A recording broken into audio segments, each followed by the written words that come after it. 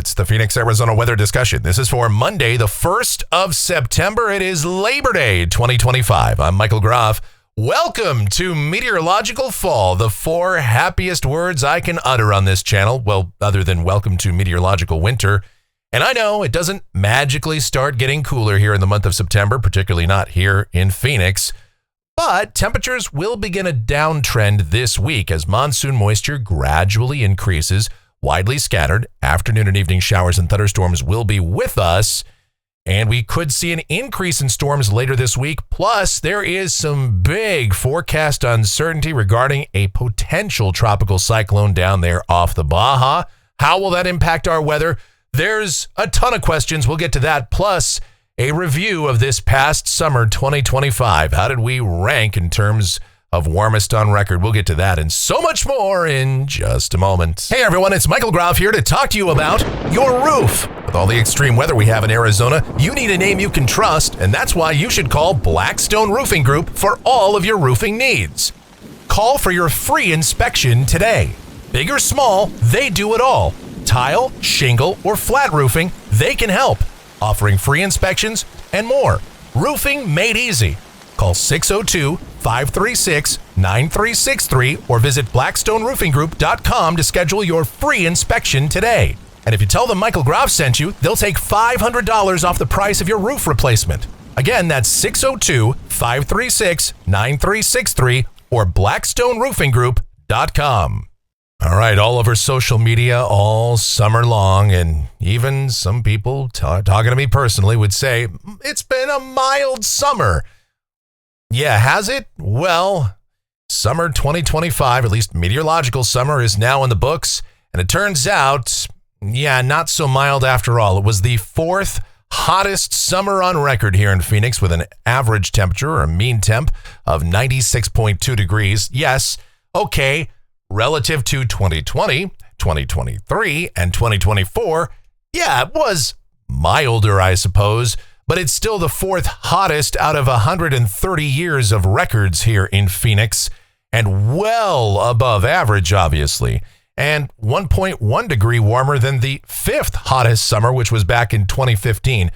Incidentally, of the 25 hottest summers in Phoenix, I've been here for almost all of them, save for 1981. So, yes, it has gotten hot and it's just getting hotter. And luckily, we did have a few slightly cooler days here in the month of August, at least in late August, to help us from becoming the hottest August on record, because we were on pace for that for quite a while. So there you go. What does fall hold for us? Well, we'll talk about that in a minute. Plus, we've even got a winter outlook because someone in the comments asked for that. All right, meantime, let's give you the Almanac from yesterday. That final day of August, 109 degrees was the afternoon high, 84 the morning low, 104 and 82 are the averages for this time of year. We finished August well behind on precipitation and still way, way behind on rainfall for the year. And we're still technically on pace to have the driest year on record here in Phoenix. How about that? Looking outside right now here, just before 10 a.m., we've got high clouds out there, 93 degrees at Sky Harbor, dew points at 54, humidity 26%, a little bit of a breeze from the east-southeast at 10, and the barometer is rising. Satellite picture out here across the southwest, and we put this in motion. You can see what's been going on over the last 18 hours or so. And yes, more showers and thunderstorms firing up across northern Mexico, across Sonora yesterday afternoon, last night. A few of those in southeast Arizona. We had some gusty winds and blowing dust that snuck into at least the east and southeast valley last night. And so, as a result, the humidity levels have come up ever so slightly. And what else you can kind of see there, there's a tiny little spin in the clouds south of us as well. There's a little MCV down there that's going to work its way up our direction over the next 18 hours or so.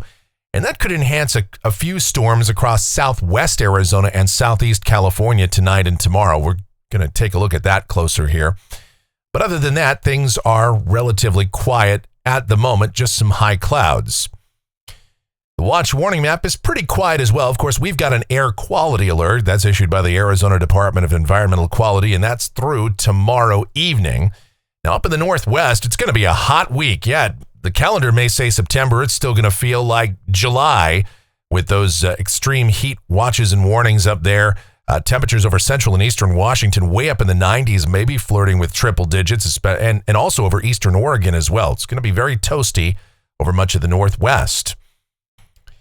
All right, here's the convective outlook for today. We do have a marginal risk of severe storms, level 1 out of 5 over parts of Oklahoma and Kansas. Now, here in Arizona, a fair portion of the state in the green. Thunderstorms possible. We don't anticipate any organized severe weather. Any one storm during the monsoon can always become severe. But I think the thunderstorm threat today is fairly conditional. It's pretty low. Any storms that develop, even over the mountains, will be fairly widely scattered in nature. But there might be an isolated storm here in the lower deserts too, as we're going to outline in a moment.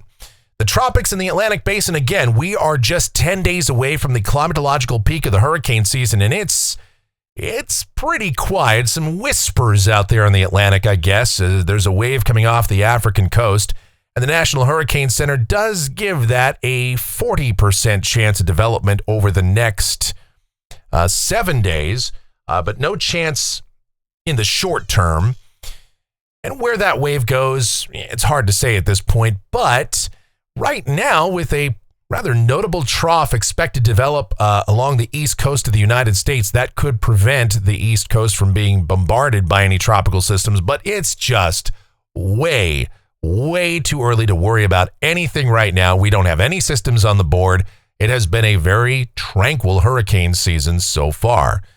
Well, kind of, because in the East Pacific, it started out extremely active. It slowed down a little bit, but things are starting to pick up once more. We've got a new tropical storm, that's Kiko, and we've got a storm that's off, or the developing tropical wave off the Mexican coast that may start to turn westward toward the southern tip of Baja, maybe moving up the west coast of Mexico. Where that goes, again, too early to tell, but there are some model solutions that hint that some of that moisture could work up toward the southwestern United States. And again, we'll get to that in a moment. Kiko is expected to become a hurricane. Now, this is going to stay pretty far down in the tropics, below 15 degrees north, at least for a while. Could this affect the Hawaiian Islands way down the road? Maybe. Right now, it kind of looks like it might stay south of there, but obviously, we're going to keep an eye on that.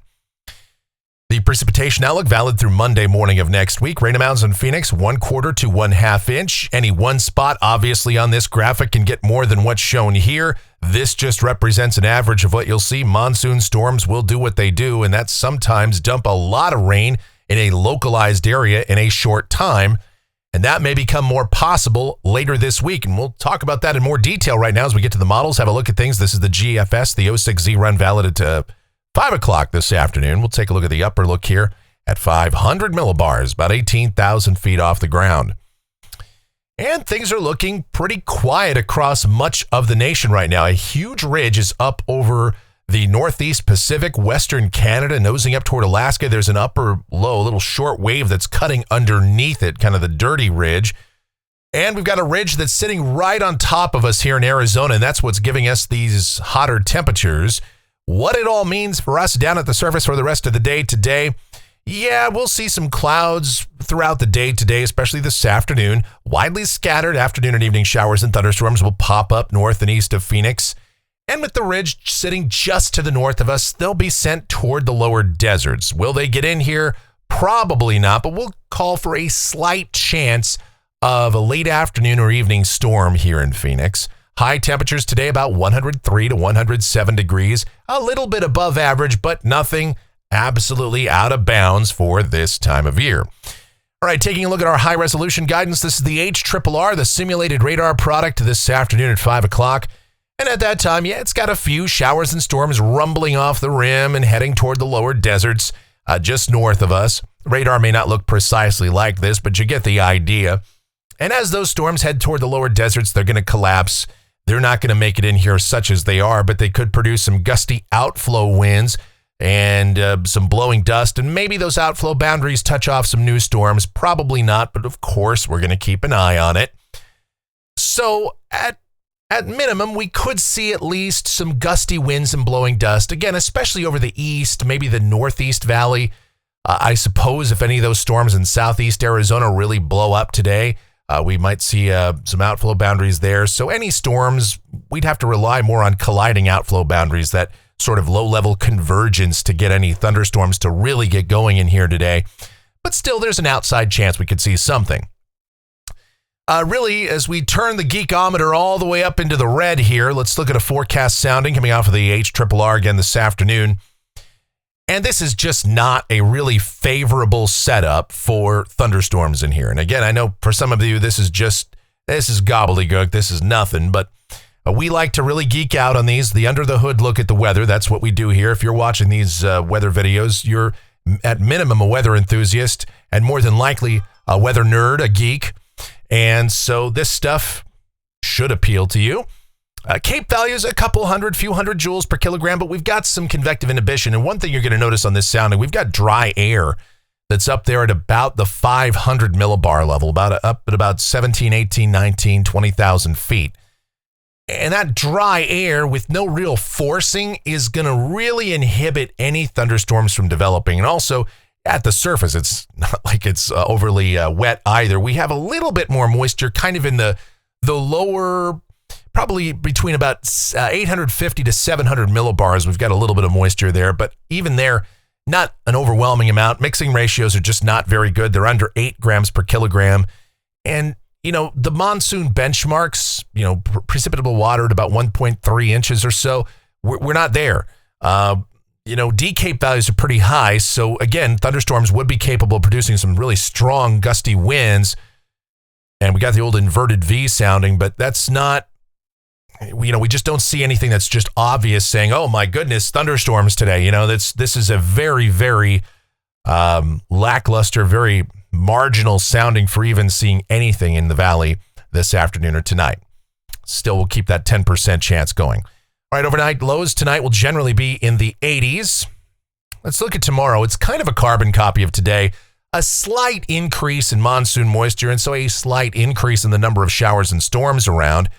And with that aforementioned little MCV that might work its way up towards southwest Arizona and southeast California, so we could see a slight increase in storms down that way, but those could stay or should stay to the west of us. So again, Phoenix might be in kind of a pinhole here, as it often is, between storms to the north and east of us and a few storms to the south and west. Nevertheless, we'll call for a slight chance of late afternoon and evening storms tomorrow. High temperatures, again, a couple of degrees either side of 105. And we'll see a slow downtrend in temperatures as we go to Wednesday.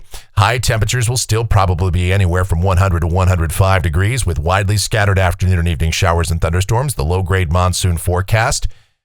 Storm chances are going to ramp up a bit as we go to Thursday, though, because what's happening is the ridge is weakening. A southeasterly flow is developing, a pretty deep southeasterly flow. A disturbance may be coming up within that to enhance showers and thunderstorms. And if I had to pick a day that had the best chance of storms for us in Phoenix, Thursday is probably going to be that day. With scattered to maybe numerous showers and thunderstorms. And the GFS has been pretty consistent at advertising this. And so we'll probably start bumping those rain chances up. For now, we'll keep it kind of conservative, about the 30% bracket. High temperatures nudging down a little bit further, about 98 to 103 degrees here in the lower deserts. Humidity levels ticking up, clouds increasing, so temperatures are coming down. And we're also watching that aforementioned tropical wave off the Mexican coast beginning to work its way north and west toward the southern tip of Baja and north and west from there. Where it goes, nobody knows, right? So the GFS solution right now, let's go to Friday. It's got this system down there now over the Gulf of California. It's crossing the Baja. It's coming up over the Gulf of California. You might say, hey, that looks promising for rain. But what you're noticing is a lot of the moisture from this is mainly across the southeastern third of the state. Now, yes, widely scattered storms would be possible elsewhere, no question about it. But the flow aloft is starting to turn more southwesterly. But when that happens is going to be key because this run of the GFS, such as it is, shows that tropical cyclone or whatever that is, moving more in a northeasterly direction and maybe clipping the southeastern corner of Arizona. And when that happens, unfortunately, we are on the negative vorticity side of that low. And what that means is we're on the side, the what you kind of call the good side if you're talking about severe weather or anything like that. It's the side that you don't want to be on, though, if you want rain, because you get the more of the downsloping winds from the northeast that are going to be coming at us. And so we're going to see kind of the mid-level and low-level northeasterly flow, and that's going to kind of preclude us from getting much in terms of precipitation or any sort of meaningful action out of this. But this is just one idea on the table. This will probably change between now and the end of the week, but that's how it looks at this time. All right, but high temperatures on Friday with the increase in clouds and the weakening ridge and still a small chance of showers and storms. Yeah, highs will probably struggle to make 100 degrees. We may stay in the mid to upper 90s. Same thing Saturday. Widely scattered showers and thunderstorms will still be possible, but drier air is eventually going to start working its way in here. And we think by Sunday it really makes some headway here with troughing to the west and ridging being suppressed pretty far to the south now. And the upper heights down will still probably have highs below average, maybe 95 to 100, struggling to make the triple digits. To keep it going, this is a week from today, Monday, the 8th of September. And we've got an upper low that's off the Northern California and Oregon coast. It's a pretty impressive low for this time of year. And whenever we start seeing lows that get into that level of intensity, historically, that's kind of the death knell for the monsoon season, right? So, yeah, deeper southwesterly or westerly flow starts to come in. We're going to be dry. Temperature's not too bad. I'd say highs will recover a little bit, but generally staying within a few degrees of seasonal averages, so not bad. This is Tuesday, the 9th of September, and again, pretty impressive upper low there, trying to make its way in our direction, actually, but most of this will stay to the north. Nevertheless, temperatures will not be overly hot with the presence of that low, but will also be dry with southwesterly flow aloft and high temperatures. I would still say somewhere between about 99 to 105 in that kind of a setup.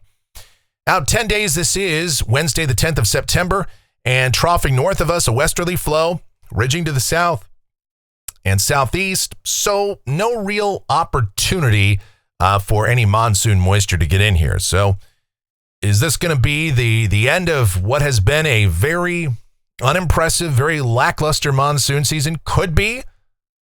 But, hey, it's weather, and you always have to expect the unexpected. All right, looking at rainfall for Phoenix out through the 15th of September off the GFS ensemble. The mean here is just under about 3/4 of an inch. You get a couple of members that are way up there in the 2-inch range. European ensemble is about half that, under a half an inch. The European AI ensemble is close to an inch, and you got some individual members over 3 inches here. So, we don't want to get too excited about that. Again, European AI is it's an experimental product. It's performed pretty well, but lately it's been definitely aiming high on the precipitation amounts here with, again, the mean showing about an inch here. And could we see that? Absolutely we could, but I would not count on that given the kind of monsoon season we've had so far. All right, looking at temperatures off the national blend of models, the trend is down. That's great news, and we could have a couple of days, maybe a few days, where we don't even make 100 degrees later this week and heading toward the weekend. I don't want to say that's fall-like, but that kind of, by Phoenix standards, kind of fall-like. Early fall, a hint that the misery is behind us. And you know what you don't see here? 110-degree temperatures. Am I saying we're done? Not quite. I'm not quite ready to make that prediction just yet. But it sure looks like we're not going to see anything 110-ish anytime soon, at least not for the next 10 to 15 days. And once we get into mid-September, the odds of that happening, outside of last year, become virtually nothing. So we're almost at the end of the gauntlet.